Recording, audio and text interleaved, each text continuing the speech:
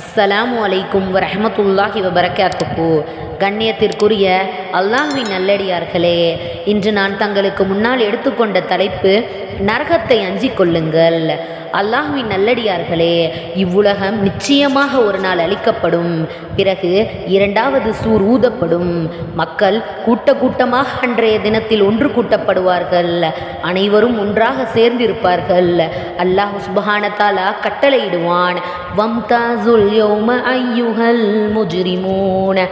அல்லாஹு தாலா கூறுவான், குற்றவாளிகளே, இன்று நீங்கள் நல்லோரிடமிருந்து பிரிந்து நில்லுங்கள். இவ்வாறு அல்லாஹு தாலா எல்லா நரகவாசிகளையும் பிரித்தெடுப்பான். அந்த நரகவாசிகள் பயங்கரமான தோற்றத்திலே இருப்பார்கள். அந்த நரகவாசிகள் கை சேதப்படுவார்கள், கண்ணீர் வடிப்பார்கள், யானப்சே யானப்சே என்று கதறுவார்கள். அப்போது அல்லாஹு தாலா அவர்களை நரகத்தின் பக்கம் கொண்டு செல்வான். அப்போது அந்த நரகவாசிகளின் நிலையை அல்லாஹு தாலா கூறுகிறான், வலவ் தரா இதில் முஜ்ரிமூன நாகிஸூ ரூஸிஹிம் இன்த ரப்பிஹிம் ரப்பனா அப்ஸர்னா வஸமிஅனா ஃபர்ஜிஅனா நஅமல் சாலிஹன் இன்னா மூகினூன.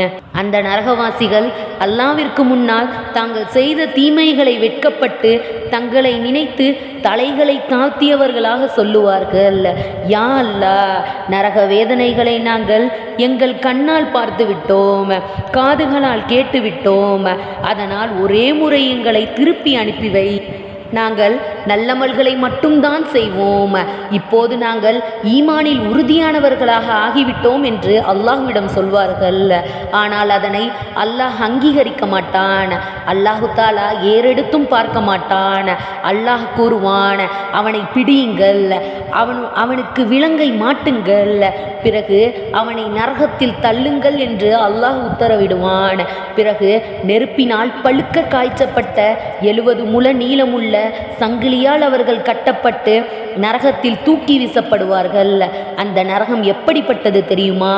அந்த நரக நெருப்பு உலக நெருப்பை விட 70 மடங்கு அதிக வெப்பமுடையது. அந்த நரகில் வாழவும் முடியாது, மரணிக்கவும் முடியாது.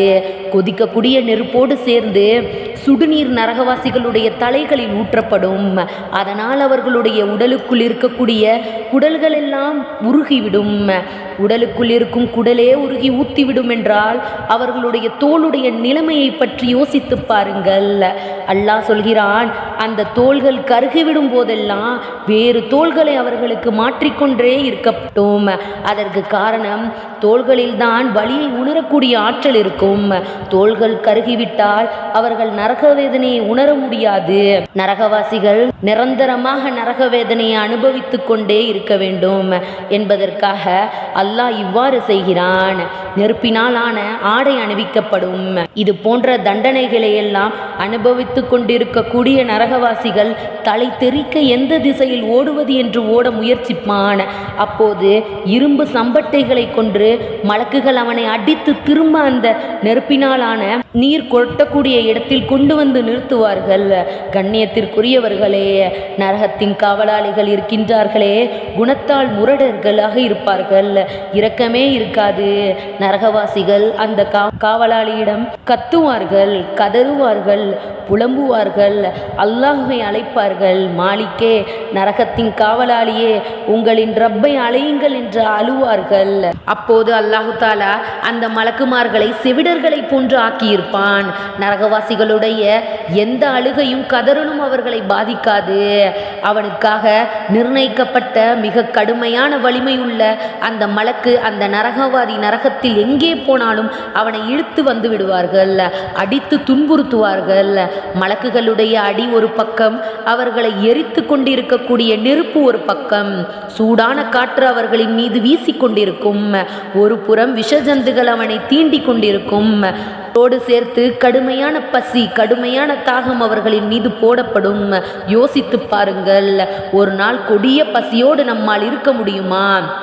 இந்த உலகத்தில் நேற்று சாப்பிட்டு விட்டு இன்று ஒரு நாள் காலையிலிருந்து 3 வேளை சாப்பிடாமல் இருந்தால் எவ்வளவு வேதனையாக இருக்கும்.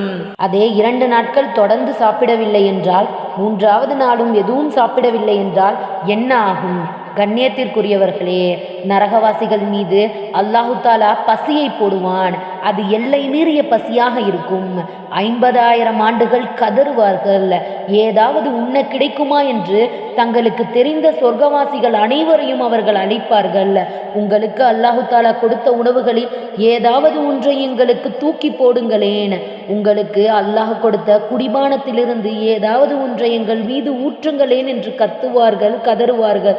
அப்போது அந்த நரகவாசிகளுடைய உறவினர்கள், நண்பர்கள் சொல்வார்கள், இந்த நரகவாசிகள் இவர்களெல்லாம் உலகத்தில் வாழும்போது பிழைக்க தெரியாதவர்கள், ஹராம் ஹலால் தெரியாமல் பிழைக்க தெரியாமல் இருக்கிறார்களே என்று பரிகாசம் செய்வார்கள்.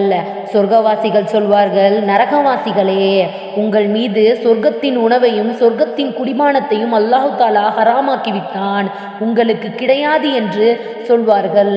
அப்போது நரகவாசிகள் சொல்வார்கள், கொஞ்சம் தண்ணீர் எங்கள் மீது தெளியுங்கள், கொஞ்சம் உணவுகளை அள்ளி வீசுங்களேன் என்று அந்த சொர்க்கவாசிகள் அப்பொழுது சொல்வார்கள், அல்லாஹ் ஹராமாக்கிவிட்டான், உங்களுக்கு கிடையாது என்று சொல்வார்கள். 50,000 ஆண்டுகள் கதறியதற்கு பிறகு மலக்குகள் உணவை கொண்டு வருவார்கள். அந்த உணவு என்ன தெரியுமா? நரகத்திலே வளரக்கூடிய நெருப்பினாலான முட்கள் நிறைந்த கள்ளி மரம். அது அவர்களுக்கு உணவாக கொடுக்கப்படும். சாப்பிட முடியுமா அதை? ஆனாலும் அந்த நரகவாசிகள் பசியின் கொடுமையால் வேறு வழி இல்லாமல் அதை எடுத்து கடிப்பார்கள். அது சரியாக அவர்கள் தொண்டைகளுக்கு போய் சிக்கிவிடும். ஒரு பக்க நரக வேதனைகளை அனுபவித்து கொண்டிருப்பார்கள். இந்த சிக்கிய உணவுக்காக வேண்டி அவர்கள் தண்ணீர் தண்ணீர் என்று 50,000 ஆண்டுகள் கதறுவார்கள்.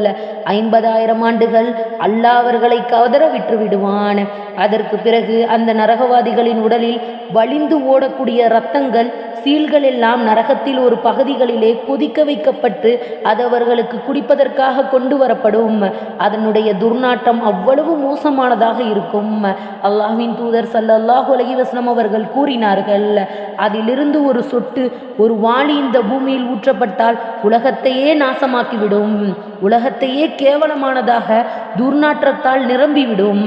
அல்லாஹு தாலா சொல்கிறான், குடிபானத்திலே கெட்ட குடிபானம் இதுதான் என்று அல்லாஹ் சொல்கிறான். அப்படியானதை அந்த நரகவாதி குடிப்பானா? குடிக்க மாட்டான். அப்போது மலக்குகள் அவனை அடித்து குடிக்க வைப்பார்கள். அந்த பானம் உள்ளே செல்ல செல்ல அவனுடைய அத்தனை உறுப்புகளும் உருகிவிடும். அதோடு வேதனை முடிந்ததா? அல்லாஹு தாலா மலக்குமார்களுக்கு கட்டளையிடுவான். மலக்குமார்கள் ஒரு ஆட்டுடைய உருவத்தில் மௌத்தை கொண்டு வருவார்கள். பிறகு சொர்க்கவாசிகள் பாருங்கள், நரகவாசிகள் நீங்களும் பாருங்கள், இதுதான் மௌத் என்று அந்த ஆட்டை அறுத்து விடுவார்கள். சொர்க்கத்தின் கதவுகள் அடைக்கப்படும், நரகத்தின் கதவுகளும் அடைக்கப்படும். இனி உங்களுக்கு மரணமே இல்லை என்று அந்த நரகவாசிகளுக்கு அறிவிப்பு செய்யப்படும். அதற்கு பிறகு அவர்களுடைய கவலை துக்கங்கள் கூடிக்கொண்டே போகும். அல்லாஹ் பாதுகாப்பானாக. அல்லாஹ் சுப்ஹான தஆலா நரகத்தை பற்றி சொல்லி முடிக்கும் போது நரகத்துடைய பல தண்டனைகள் இருக்கின்றது என்று எச்சரிக்கை செய்கின்றான். அல்லாஹு தாலா தன் அடியார்களின் மீது பல மடங்கு கருணையுடையவன், தாயை விட பல மடங்கு அன்பு மிக்கவன். அதே நேரத்தில் அவன் தண்டிப்பதிலும் மிக கடுமையானவன். அதனால் நரகத்தின் தண்டனையை நாம் அலட்சியம் செய்து விடக்கூடாது, சாதாரணமாக நினைத்து விடக்கூடாது. பாவம் செய்யும் பொழுது அந்த தண்டனை நமக்கு நினைவுக்கு வர வேண்டும். அல்லாஹ் ஹராமாக்கிய தடுத்த விஷயங்களை செய்ய நினைக்கும் போது நரகத்தின் நெருப்பு நமக்கு நினைவுக்கு வர வேண்டும்.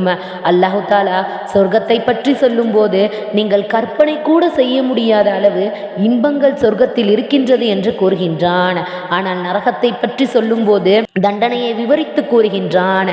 காரணம், நரகத்தை பற்றிய ஞானமும் பயமும் இருந்தால்தான் மனிதன் தவறுகளை விட்டு விலகி இருப்பான் என்பதனால்தான். நபி ஸல்லல்லாஹு அலைஹி வஸல்லம் அவர்கள் கூறினார்கள், நான் பார்த்ததை நீங்கள் பார்த்திருந்தால் குறைவாகவே சிரிப்பீர்கள், அதிகமாக அழுகுவீர்கள் என்று கூறினார்கள். அதற்கு சஹாபாக்கள் கேட்டார்கள், யா ரசூலல்லாஹ், தாங்கள் எதை பார்த்தீர்கள்? அதற்கு நபி ஸல்லல்லாஹு அலைஹி வஸல்லம் அவர்கள் கூறினார்கள், நான் சொர்க்கத்தையும் நரகத்தையும் பார்த்தேன். உடனே தோழர்கள் தலையை கீழே குனிந்தவர்களாக அழத் தொடங்கினார்கள். மிஹ்ராஜ் பயணம் நபி ஸல்லல்லாஹு அலைஹி வஸல்லம் அவர்கள் சென்ற பொழுது ஜிப்ரீல் அலைஹிவஸல்லம் அவர்களிடம் கேட்டார்கள், யா ஜிப்ரீலே, நான் வந்ததிலிருந்து பார்க்கிறேன் எத்தனையோ நபிமார்களையும் ரசூல்மார்களையும் சந்தித்து விட்டு வந்திருக்கிறேன், எத்தனையோ மலக்குமார்களுக்கு சலாம் சொல்லிவிட்டு வந்திருக்கிறேன். அனைவரும் என்னுடன் சிரித்த முகத்தோடு பேசினார்கள். ஆனால் இந்த மீகாயில் அலைஹிஸ்ஸலாம் அவர்களுடைய முகத்தில் மட்டும் சிரிப்பை நான் பார்க்கவில்லையே, என்ன காரணம் என்று நபி ஸல்லல்லாஹு அலைஹி வஸல்லம் அவர்கள் கேட்டார்கள். அதற்கு ஜிப்ரீல் அலைஹிஸ்ஸலாம் அவர்கள் வரட்ட புன்னகையோடு கூறினார்கள், யா ரசூலல்லாஹ், நீங்கள் மட்டும் இல்லை, நரகம் படைக்கப்பட்ட அந்த நாளிலிருந்து நானும் அவர்களுடைய முகத்தில் சிரிப்பை பார்த்ததே இல்லை. அந்த நரகத்தை நினைத்து நினைத்து தினமும் அழுது நடுங்கிக் கொண்டே இருக்கிறார்கள் என்று சொன்னார்கள். அவ்வளவு கொடியது அந்த நரகம். எனவே அல்லாஹ் சுப்ஹானஹு வ தஆலா இந்த நரக தண்டனைகளிலிருந்து என்னையும் உங்களையும் நம்முடைய பெற்றோர்களையும் குடும்பத்தார்களையும் சந்ததிகளையும் பாதுகாப்பானாக.